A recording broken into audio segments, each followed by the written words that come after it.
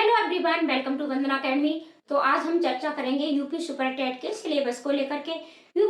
UP Super TET का syllabus क्या है और इसके अंतर्गत आपको कौन कौन से सब्जेक्ट पढ़ने हैं, कौन सी बेस्ट बुक हो सकती है आपके लिए। यूपी सुपर टेट में छोटे बड़े सभी कुल मिलाकर के 17 सब्जेक्ट आपके पूछे जाते हैं।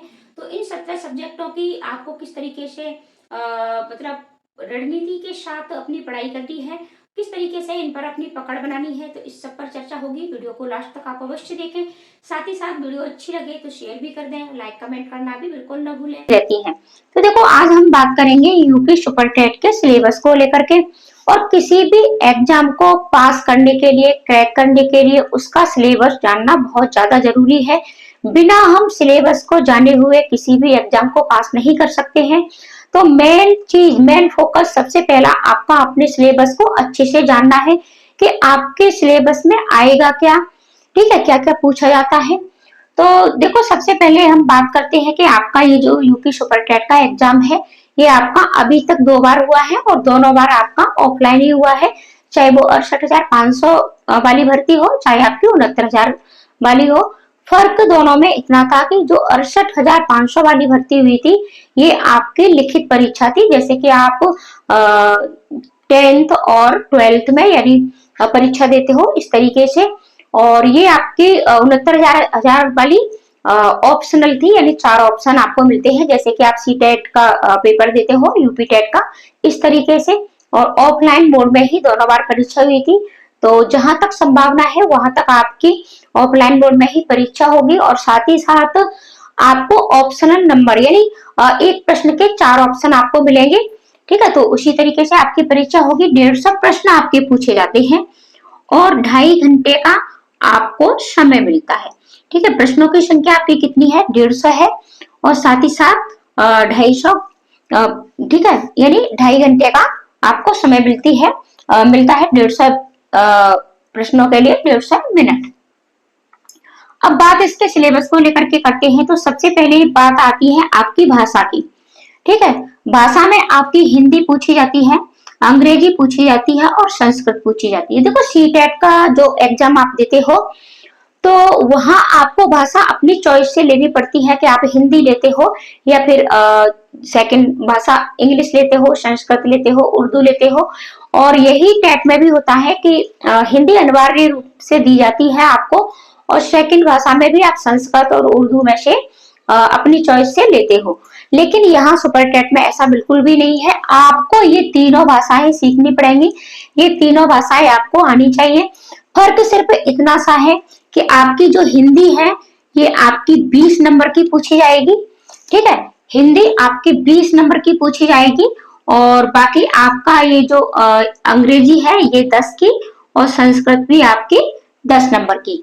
तो कुल मिला के भाषा में आपके, ठीक है, 40 नंबर बनते हैं। तो भाषा पर अपनी पकड़ बनाना शुरू कर दीजिए, क्योंकि किसी भी एग्जाम को पास करने के लिए 40 नंबर बहुत ज्यादा मायने रखते हैं। और वैसे भी भाषा की बात हो रही है तो जो भी यूपी के बच्चे हैं और जहां तक है वहां तक हिंदी सबकी मातृभाषा है, इसमें अच्छा कर सकते हैं। और इन दोनों में से, ठीक है, या तो कुछ बच्चों के पास संस्कृत होगी तो वो संस्कृत में अच्छा कर सकते हैं, और कुछ बच्चों के पास इंग्लिश होगी तो वो इंग्लिश में अच्छा कर सकते हैं। तो जिनके पास इंग्लिश थी उनको थोड़ा सा संस्कृत पर ध्यान देना है, और जिनके पास संस्कृत थी उसको थोड़ा सा इंग्लिश पर ध्यान देना है। और यहाँ से भाषा से आपके पूरे 40 नंबर बनेंगे, ठीक है। तो इन 40 नंबर पर अपनी पकड़ बनाइएगा। और ग्रामर बेस आपका बहुत ज्यादा पूछा जाता है, तो ग्रामर पर पकड़ बनाइएगा। और साथ ही साथ आपको एक एक सब्जेक्ट के अंतर्गत क्या क्या पढ़ना है, जैसे कि हिंदी के अंतर्गत आपको क्या क्या पढ़ना है, किस तरीके से तैयारी करनी है, कौन सी बेस्ट बुक है, सब पर वीडियो मिलेगी। और तो आप चैनल को सब्सक्राइब अवश्य कर लें। अब बात करते हैं बाल मनोविज्ञान की।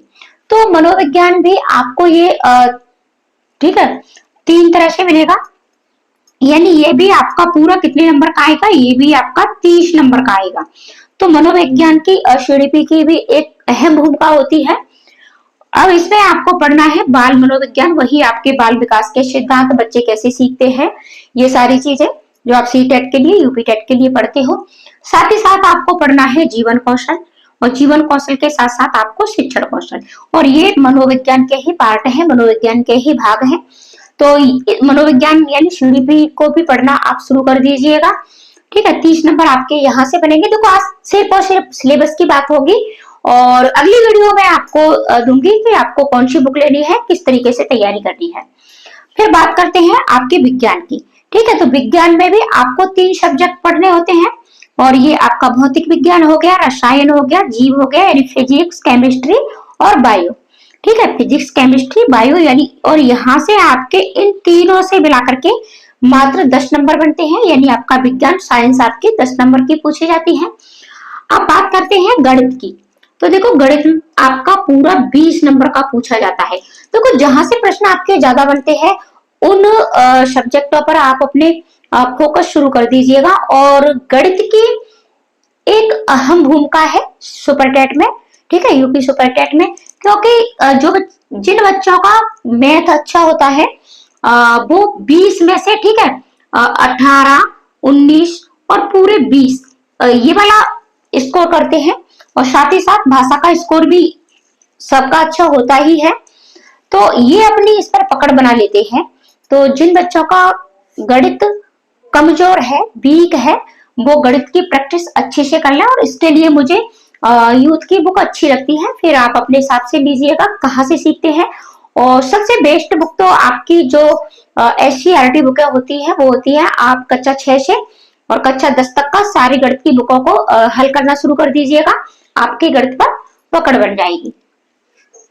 ठीक है, अब यानी 20 नंबर आपके गणित से हो गए। इसके बाद 5 नंबर आपके रीजनिंग से और 5 नंबर आपके कंप्यूटर से, तो 10 नंबर आपके मिलाकर के यहां से बनते हैं। अब बात करते हैं सामान्य ज्ञान और समसामयिक घटनाएं। ठीक है, तो 30 नंबर मिलाकर के आपके इन दोनों से बनते हैं।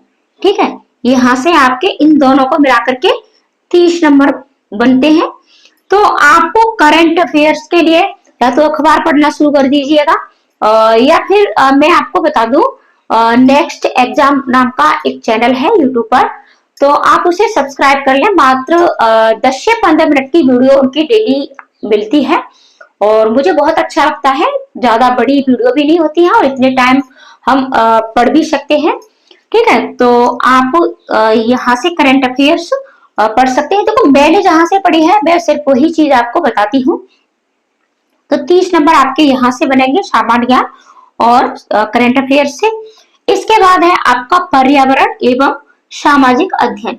अब देखो सामाजिक अध्ययन में भी आपको हिस्ट्री भी पढ़नी है, पॉलिटी भी पढ़नी है, ठीक है, ज्योग्राफी भी पढ़नी है। ये सारे सब्जेक्ट मतलब मिलाकर के आपको पढ़ने हैं और साथ ही साथ आपको EVS भी पढ़नी है। तो यहाँ से आपके 10 नंबर बनते हैं। तो इस तरीके से ये आपका सिलेबस है। तो अपने सिलेबस को अच्छे से डाउनलोड कर लें, कहीं नोट कर लें। आप यहाँ से नोट कर सकते हो कि कौन सा सब्जेक्ट से आपके कितने नंबर बनते हैं और प्रत्येक सब्जेक्ट के अंतर्गत आपको कौन कौन से टॉपिक पढ़ने हैं, इस पर भी जल्दी ही वीडियो मिलेगी। कौन सी बुकें आपके लिए बेस्ट हो सकती हैं, क्या रणनीति आपको अपनानी है, कितने घंटे की पढ़ाई करनी है, सब पर आपको वीडियो मिलती रहेगी। और साथ ही साथ हिंदी की क्लासें भी आपको सुपर टेट के लिए अवश्य मिलेंगी और सीटेट की तैयारी तो चैनल पर कराई ही जाती है। तो आप चैनल को सब्सक्राइब कर लें। वीडियो अच्छी लगी हो तो एक प्यारा सा छोटा सा कमेंट और लाइक तो बनता ही है और वीडियो शेयर भी अवश्य कर दें।